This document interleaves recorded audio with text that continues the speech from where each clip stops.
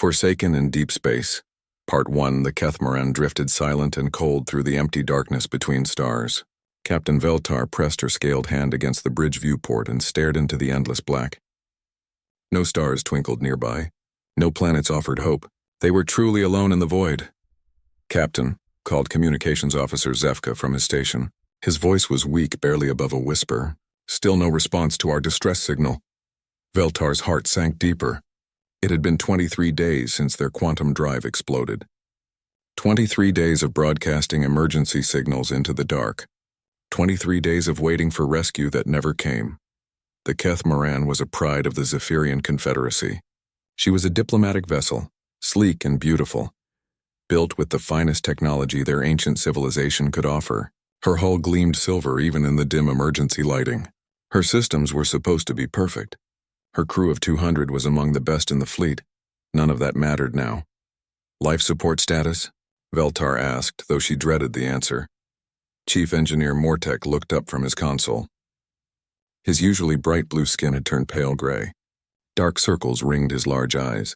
"Oxygen at 37% and falling. At current consumption rates, we have maybe 4 days left." Veltar closed her eyes. 4 days. After sailing between the stars for over 3,000 years, the mighty Zephyrian Confederacy was about to lose a diplomatic mission to simple mechanical failure. The shame burned worse than the cold air in her lungs. "What about the escape pods?" asked First Officer Jindar. "Checked them yesterday," Mortek replied. "Half are damaged from the explosion. The others don't have enough range to reach any inhabited system. We're too far from everything." The bridge fell quiet except for the soft hum of failing life support systems. Veltar had served in the Confederate Navy for 40 years. She had seen battles, survived attacks by space pirates, and negotiated peace treaties with hostile aliens. But she had never faced anything like this. The worst part was the silence from space. Their long-range communication still worked. Their distress beacon painted their location across dozens of star systems. Every major power in this region should have heard their call for help by now. The Alteran Empire controlled the nearest systems. They had fast ships and good medical facilities. Veltar had met Emperor Thakmor several times during trade negotiations. Surely he would send help. The Crystalline Collective was further away but had excellent rescue technology. Their ships could travel faster than almost anyone else. They must have heard the distress signal. Even the Void Runners, those mysterious nomads who lived between the stars, sometimes helped ships in trouble. Where were they now? "Captain," Zefka said softly. "I'm picking up some chatter on the diplomatic channels. Ships are talking about us." Veltar felt a spark of hope. "What are they saying?" Zefka's face darkened. "The Alterans are discussing whether rescue is worth the cost. They say we're too far out of their normal shipping routes." The hope died. Veltar's hands tightened into fists. Too far, too expensive. This was a Confederate diplomatic vessel with 200 souls aboard. How could cost matter? "The Crystalline Collective is debating in their council," Zefka continued. "They've been arguing for 6 days about proper procedures for cross-border rescue operations. 6 days of debate while people died." Veltar wanted to scream. The galaxy's most advanced civilizations were letting bureaucracy kill her crew. "Any word from the Void Runners?" "Nothing, Captain." Complete radio silence. Dr. Laswin appeared on the bridge. The ship's chief medical officer moved slowly, conserving oxygen. Her usually perfect uniform hung loose on her thin frame. "Captain, I need to report on crew medical status," she said. Veltar nodded, bracing herself for more bad news. 15 crew members are unconscious from oxygen deprivation. 30 more are showing severe symptoms. Everyone is weak and having trouble thinking clearly. Dr. Laswin paused. "We have maybe 3 days before people start dying. Maybe less, 3 days, not 4. The situation was getting worse faster than expected. "Doctor, prepare the ceremonial stasis pods," Veltar ordered quietly. Dr. Laswin's eyes widened. The ceremonial pods were a last resort, meant to preserve a few crew members in deep sleep while the rest died with honor. It was an ancient Zephyrian tradition for hopeless situations. "Captain, surely someone will respond," Dr. Laswin said. "We're an important diplomatic mission. The Confederate government will pressure someone to help us." Veltar shook her head. "The Confederate capital is 200 light-years away. Even if they ordered an immediate rescue, no ship could reach us in time. We're on our own. She looked around the bridge at her officers. They were good people, loyal and brave. They had followed her on this mission to negotiate new trade agreements with distant worlds. They trusted her to bring them home safely. She had failed them. "There is one more option," said Jindar hesitantly. "What?" "We could try broadcasting on the emergency frequencies used by younger species. The Korath Federation, the Nexus Alliance, even the humans." Several officers made sounds of disgust. The humans were barely 50 years into space travel. They had crude fusion engines and primitive computers. Their ships were slow, ugly, and unreliable. What could they possibly do that advanced civilizations could not? "The humans don't even have ships in this region," Mortek said. "Their longest-range vessels can barely reach their own colonies." "It couldn't hurt to try," Jindar insisted. "If the major powers won't help us, maybe someone else will." Veltar considered it. Broadcasting to primitive species would be humiliating. If word got back to the Confederate Council that she had begged help from humans, her career would be over. The Zephyrian people believed they were naturally superior to younger races. Asking for rescue from humans would shame the entire Confederacy. But her crew was dying. "Do it," she ordered. "Broadcast on all emergency frequencies. Send our location and status to everyone." Zefka's fingers moved across his console. "Broadcasting now, Captain." The message went out into the dark. A proud Zephyrian diplomatic vessel, helpless and dying, calling for rescue from anyone who would listen, even primitive humans. Veltar returned to the viewport. The stars looked so far away, cold and uncaring like the civilizations that should have helped but chose not to. She thought about her crew, sleeping in cold quarters to save oxygen. She thought about the families back home, who would never see their loved ones again. The Zephyrian Confederacy had ruled this region of space for 3 millennia. They had built great cities among the stars and spread their culture to dozens of worlds. They considered themselves the guardians of civilization itself. Now they were going to die forgotten in the empty dark, abandoned by those they thought were allies. Veltar closed her eyes and tried to prepare herself for what was coming. In a few hours, she would have to choose which crew members went into the ceremonial pods. The rest would gather in the main hall for the traditional farewell ceremony. They would speak of honor and duty while their lungs fought for breath. It was a fitting end for a proud people, she supposed. They would die as Zephyrians had always died, with dignity and courage, but she wished just once someone had answered their call for help.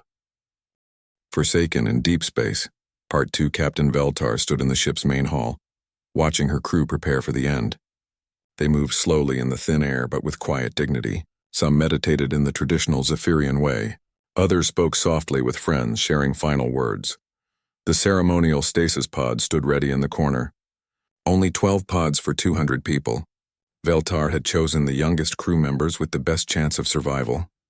They would sleep in the pods while the ship drifted through space, hoping someone might find them years from now. The rest would die tonight. Dr. Laswin approached with a small device in her hand. "Captain, the ceremonial sleep gas is ready. When you give the word, it will fill the hall. Everyone will fall asleep peacefully. No pain, no fear," Veltar nodded. It was time to speak the traditional farewell words to her crew. She opened her mouth to begin the ceremony. "Captain," the voice of Communications Officer Zefka echoed through the ship's speakers.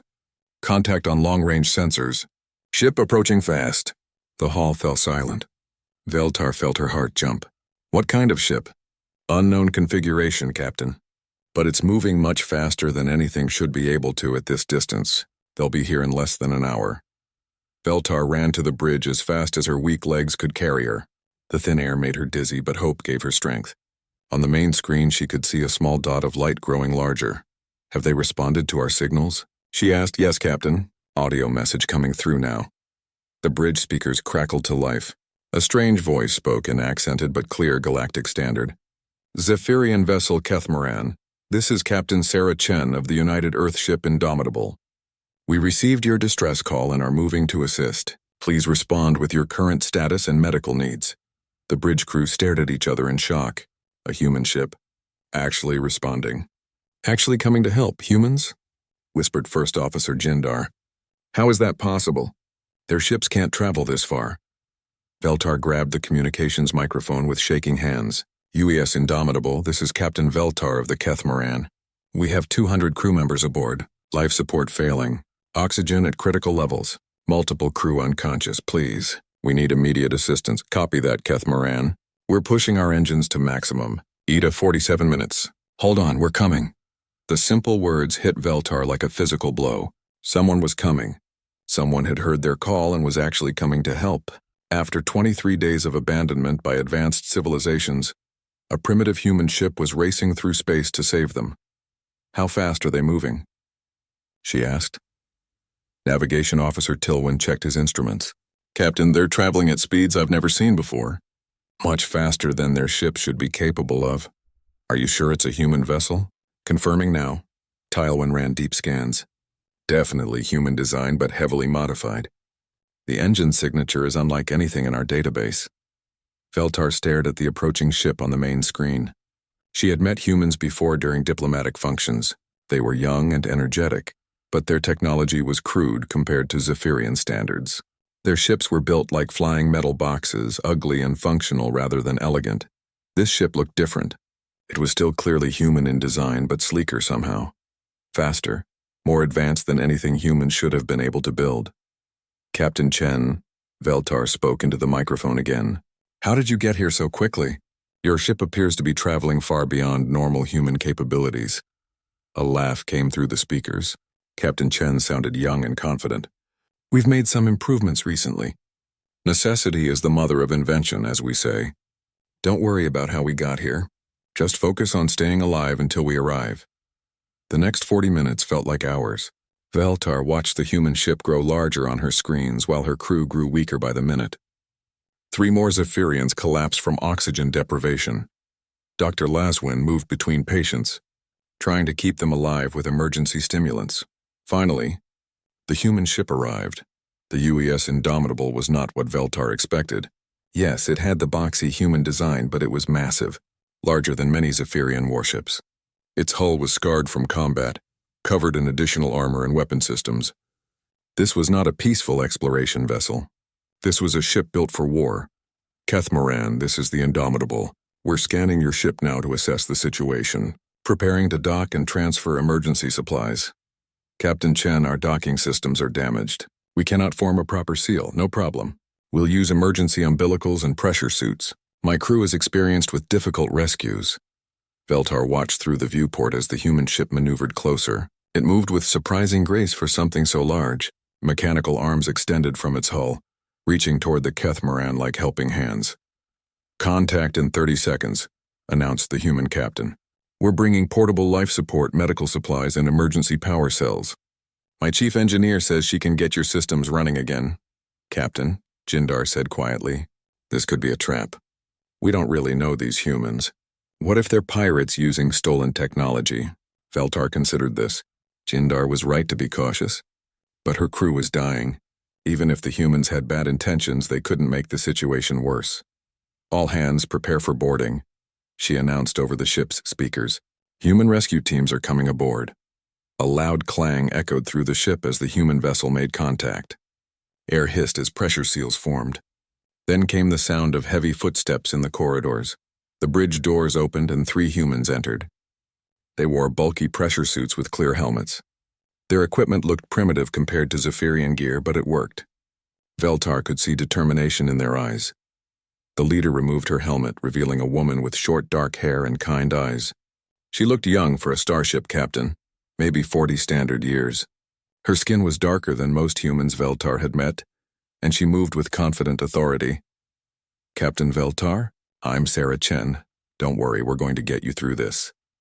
Captain Chen looked around the bridge, taking in the failing systems and the weak Zephyrian crew. Her expression was calm but focused. Behind her, the other humans were already setting up equipment. Chief Martinez will head to your engineering section to restore power, Chen said. Dr. Reyes is setting up emergency medical stations throughout the ship. We brought enough oxygen tanks to last several days while we work on permanent repairs. How many crew do you have? Veltar asked. 1,200 on the Indomitable. More than enough for a rescue operation. 1,200. The human ship carried 6 times as many people as the Kethmoran. Veltar was beginning to realize this was no primitive exploration vessel. Captain Chen, why did you come? Your government had no obligation to help us. We're not even allies. Chen looked surprised by the question. You sent a distress call. People were in trouble. That's reason enough. The simple answer left Veltar speechless. No political calculation. No discussion of costs or benefits. No bureaucratic delays. Just people helping people because it was the right thing to do. Besides, Chen added with a slight smile, space is dangerous enough without letting good crews die for lack of help. Today it's you. Tomorrow it might be us. Over the ship's speakers came a new voice. Captain Chen, this is Martinez. I'm in their engine room. It's worse than we thought, but I can fix it. Give me 6 hours. Copy that, Chief. Dr. Reyes, what's your status? Setting up medical bay in their main hall now. Lots of oxygen deprivation cases, but nothing we can't handle. These folks are going to be fine. Veltar felt tears forming in her large eyes. For the first time in 23 days, her crew was going to live. The humans had arrived like heroes from an ancient story, ready to fight death itself to save strangers. She looked at Captain Chen, this young human who commanded a ship full of warriors but spoke with gentle confidence. Why? Veltar asked again. Why risk your ship and crew for people you've never met? Chen's smile widened. Because that's what people do for each other, Captain. That's what makes us all human. Forsaken in deep space, Part 3, the transformation of the Catamaran happened faster than Veltar could believe. Within 1 hour of the humans arriving, her dying ship came alive with activity and hope. Human crew members moved through the corridors like a well-organized army. They carried equipment, medical supplies, and portable power units. Their boots rang against the metal floors with confident purpose.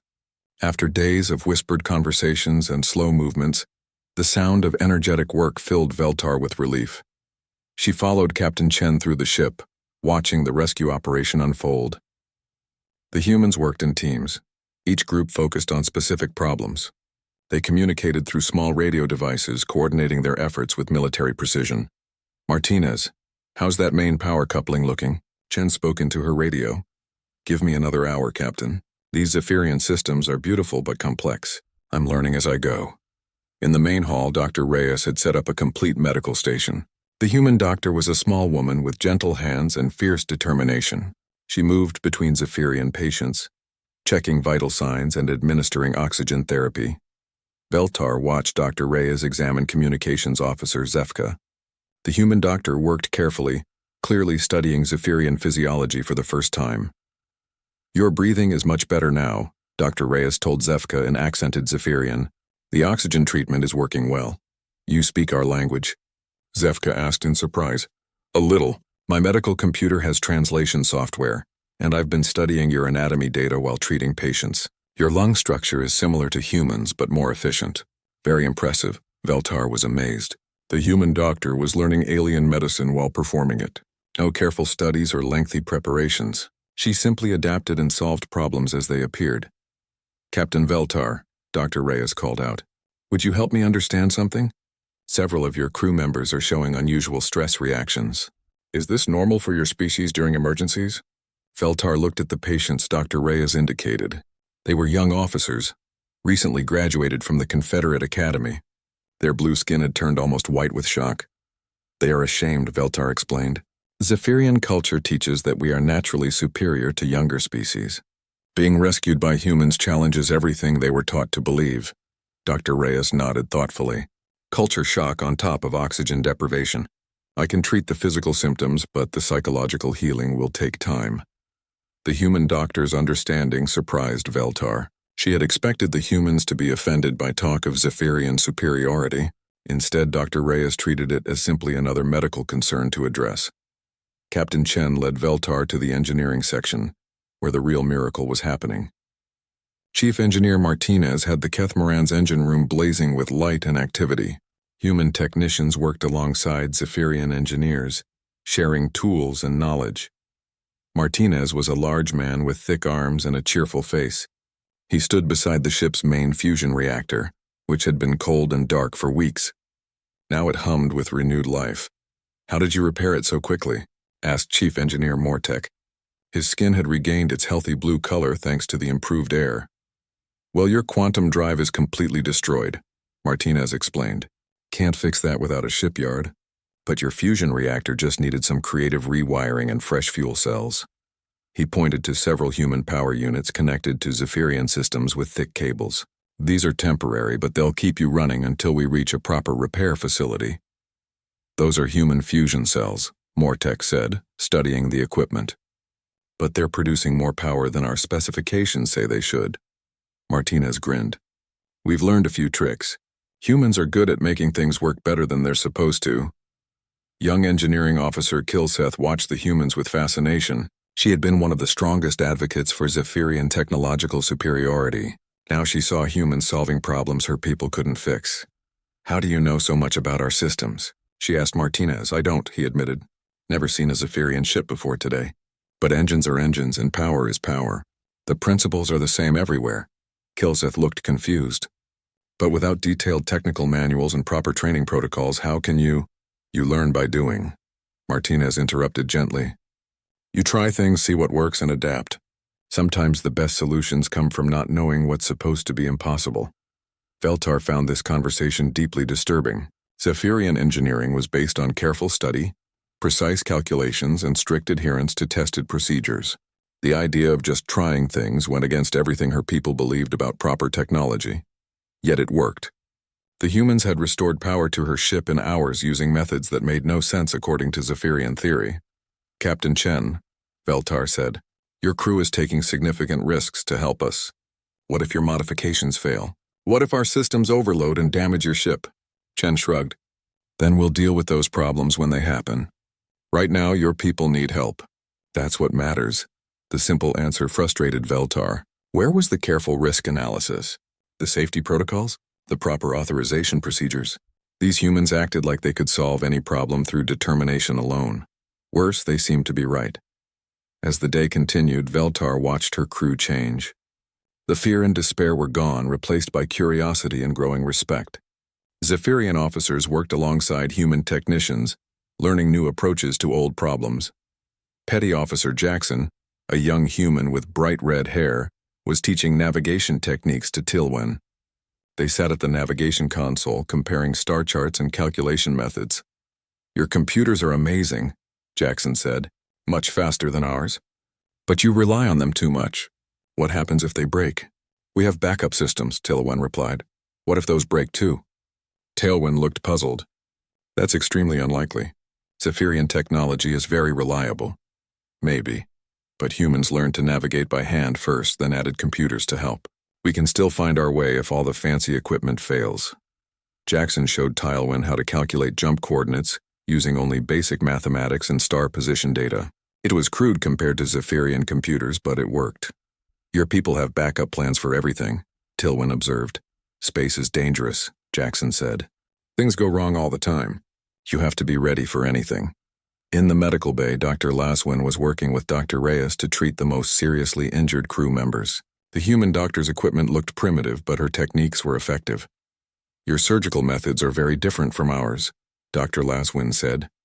Probably less elegant, Dr. Reyes admitted. Human medicine focuses on keeping people alive first, perfection second. We can make it pretty later. But you're achieving better results than I was with more advanced equipment. Dr. Reyes smiled. Sometimes simple and reliable beats complex and perfect. Besides, the most important tool any doctor has isn't a machine. It's the determination to never give up on a patient.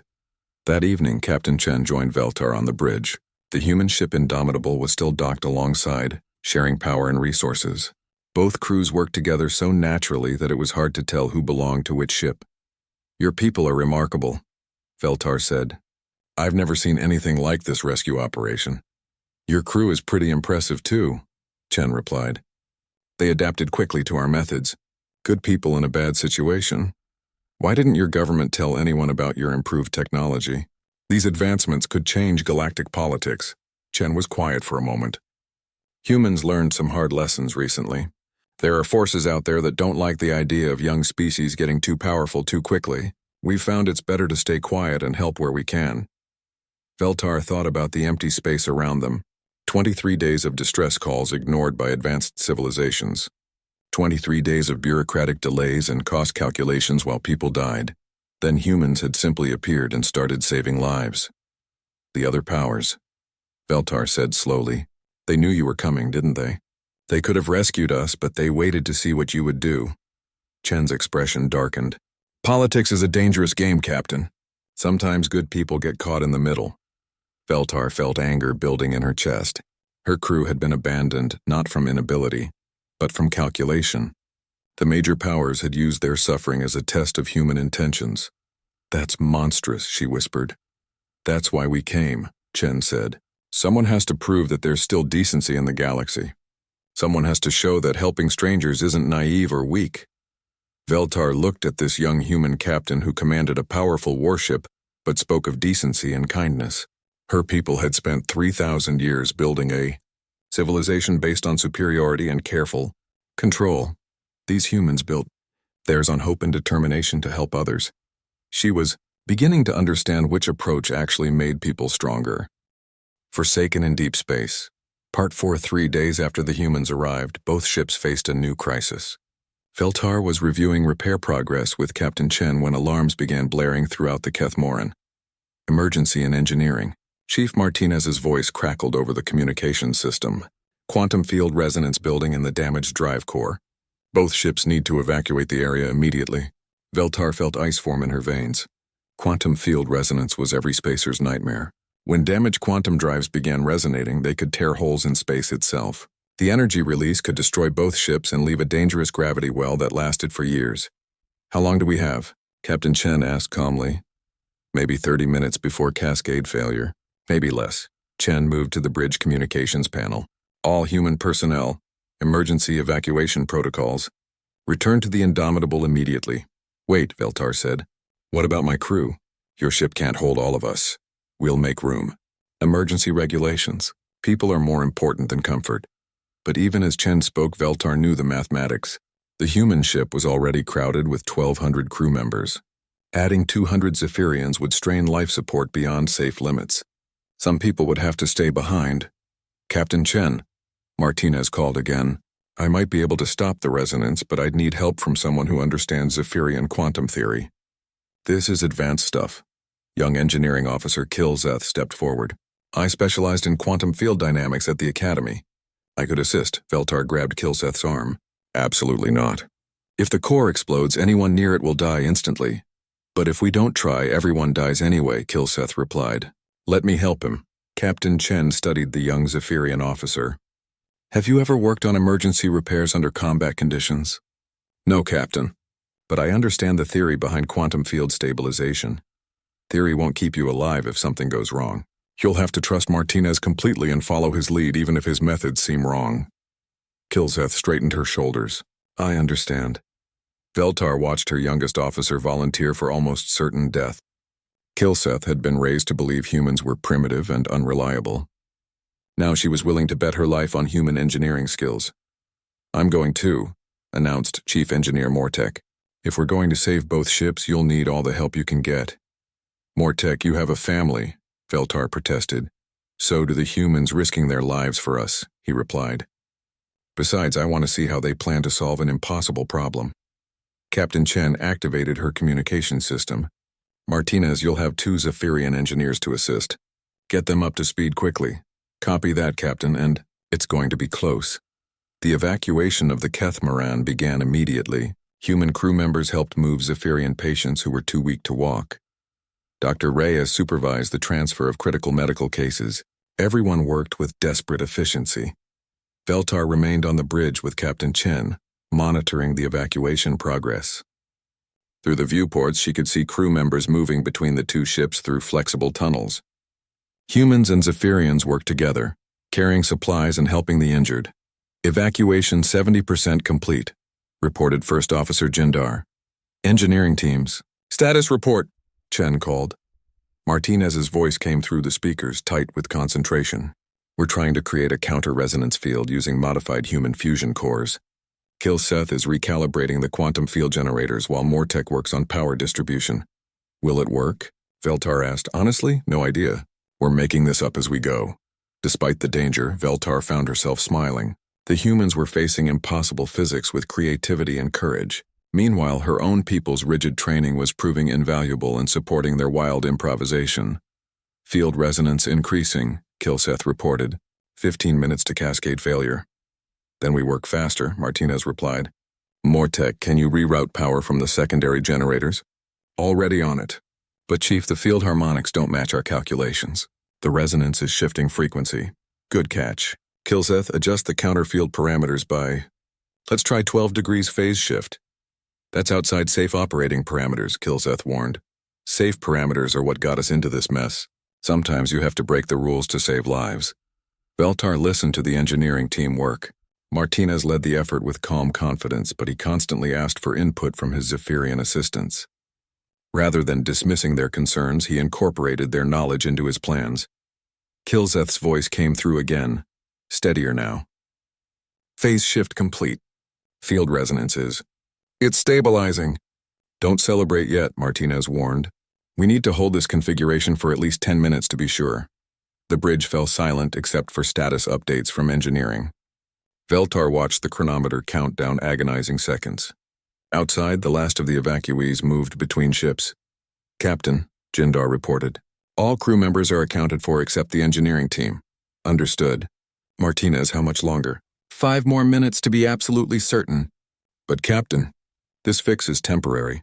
The quantum drive is too damaged for permanent repair. We'll need to reach a proper shipyard. Can the Kethmaran travel under her own power? With the modifications we've made, she'll do fine on normal space drive, but no more faster than light jumps. Captain Chen pulled up star charts on her tactical display. Nearest shipyard is 3 weeks away at maximum normal space velocity. That's a long time for both crews to share one ship. Veltar felt the weight of responsibility settle on her shoulders. 3 weeks of crowded conditions, strain on life support systems, cultural tensions between human and Zephyrian crew members. We'll manage, she said firmly. Your people saved our lives. We'll find a way to live together. Field resonance at 0, Kilseth announced triumphantly. The counterfield is holding steady. Cheers echoed through both ships' communication systems. The immediate crisis was over. Both vessels were safe. 20 minutes later, the engineering team returned to the bridge. Martinez looked exhausted but satisfied. Mortek and Kilseth walked beside him, their expressions mixing relief with amazement. Chief, that was incredible work, Captain Chen said. Martinez shook his head. Couldn't have done it without these two. Kilseth's calculations were perfect and Mortek knew exactly how to implement them safely. Kilseth looked at the human engineer with obvious respect. I've never seen anyone solve problems so quickly. You made decisions in minutes that should have taken hours of analysis. Sometimes fast and mostly right beats slow and perfect, Martinez replied. Besides, you provided the analysis I needed. Just faster than usual? Mortek nodded thoughtfully. Your methods are unconventional, but effective. You trusted us to adapt our knowledge to your approach. That's how teams work, Martinez said. Everyone contributes what they do best. Veltar watched this exchange with growing understanding. The humans didn't see Zephyrian knowledge as a threat to their authority. They saw it as a resource to be combined with their own skills. Meanwhile, her officers were learning to think beyond their training and embrace creative solutions.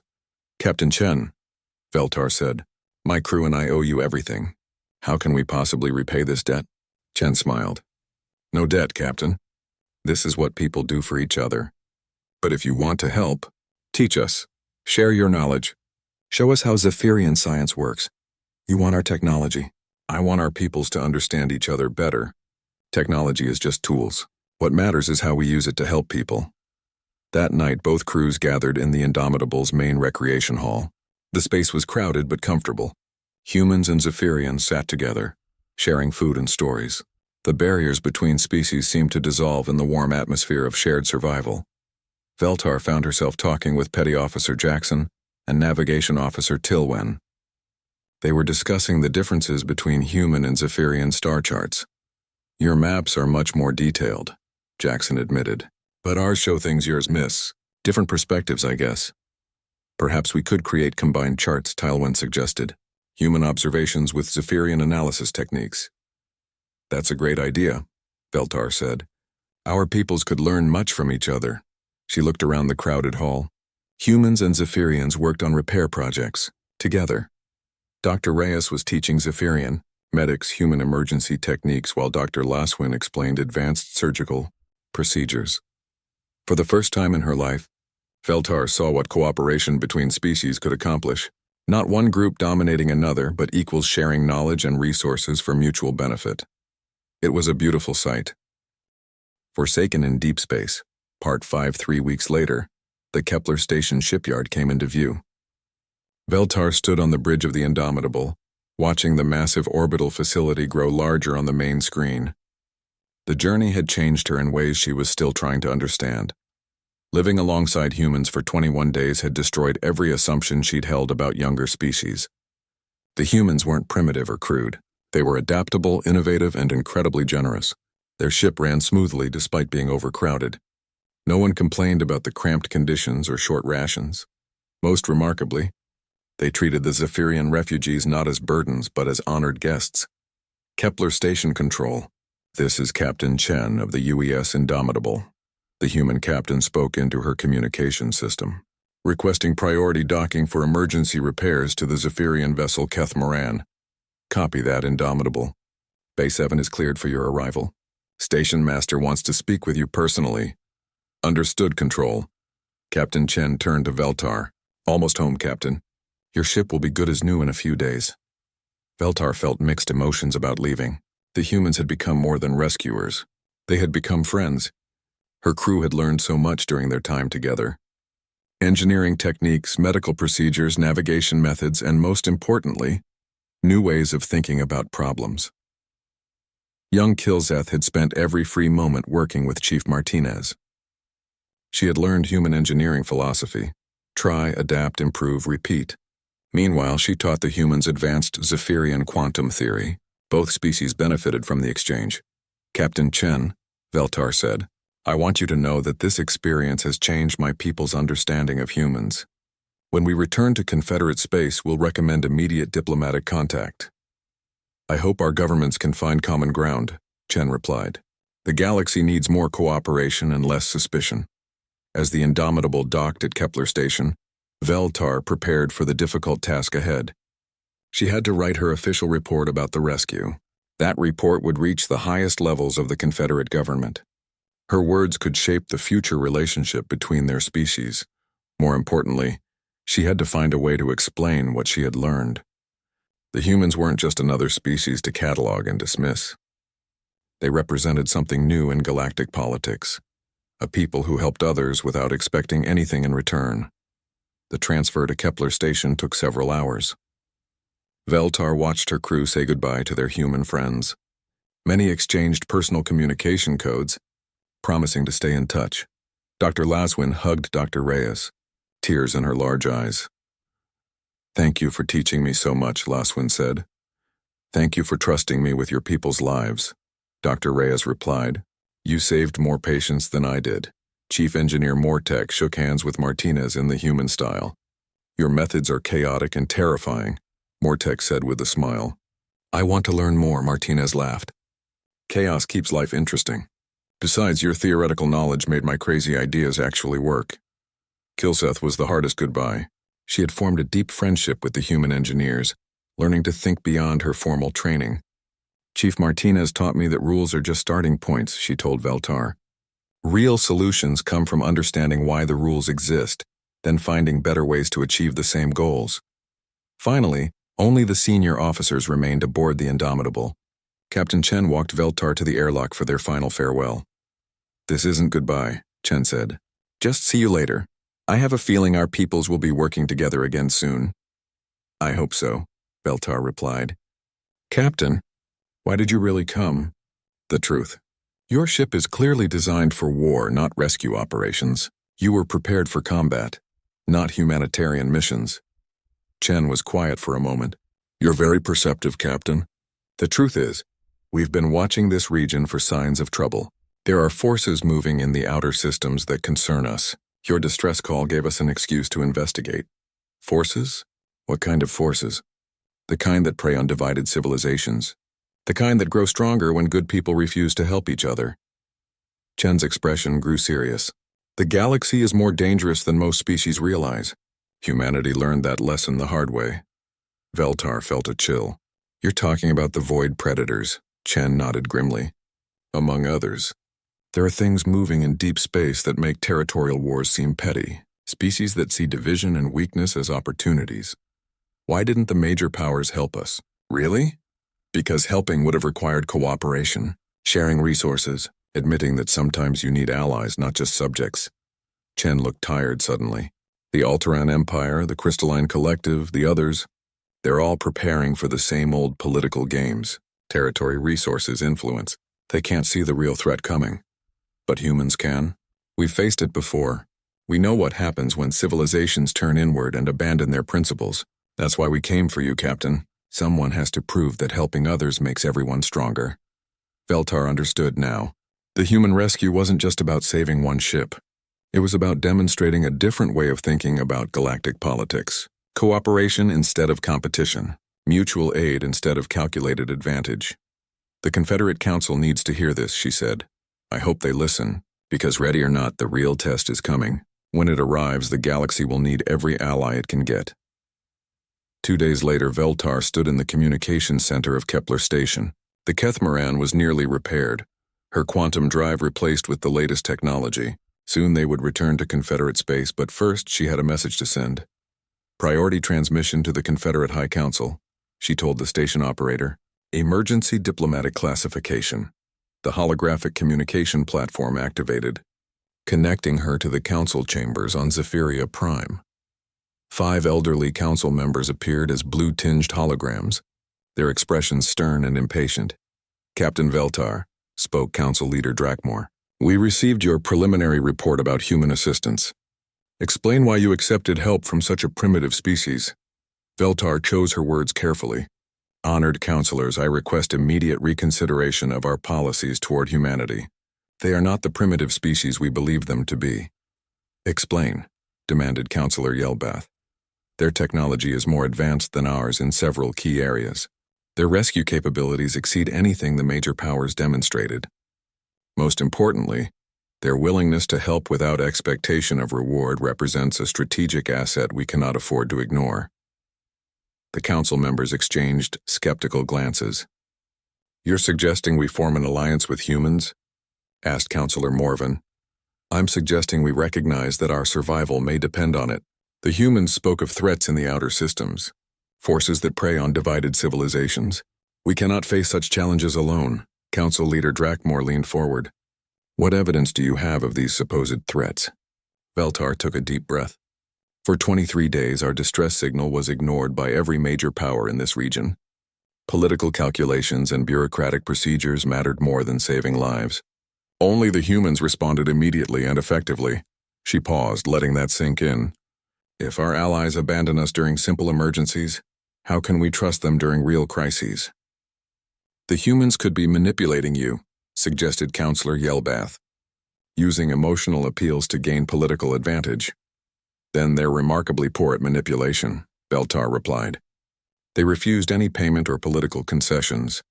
They shared their technology freely and asked for nothing but friendship in return. Impossible. No species acts with such altruism. I've seen it with my own eyes. Lived alongside them for 3 weeks. They saved our lives because it was the right thing to do. No other reason, the council fell silent. Such behavior didn't fit their understanding of galactic politics. Every species acted from self-interest. Cooperation was always temporary and conditional. Captain, Council Leader Drakmor said finally, you will return to Confederate space immediately. We'll evaluate your full report and decide on appropriate action. Counselors, I strongly recommend opening immediate diplomatic contact with humanity. They may be our best hope for that decision is above your authority, Captain. Return home, the transmission ended. Veltar stared at the empty holographic platform, feeling frustrated and worried. The council was thinking in old patterns, applying ancient assumptions to a new situation. They didn't understand what she had learned. Humans weren't just another species to be categorized and managed. They were potential partners in facing whatever dangers lurked in the dark between stars. A week later, the Kethmaran jumped to faster-than-light speed, heading home to Confederate space. Veltar stood on her repaired bridge, watching the stars stretch into lines as the quantum drive engaged. Her ship was better than new. Her crew was alive and healthy. They had survived an impossible situation and learned valuable lessons about cooperation and friendship. But Veltar couldn't shake the feeling that this was just the beginning. Captain Chen's warnings about outer system threats echoed in her mind. The galaxy was changing, becoming more dangerous. The old ways of thinking about politics and alliances might not be enough anymore. "Captain," called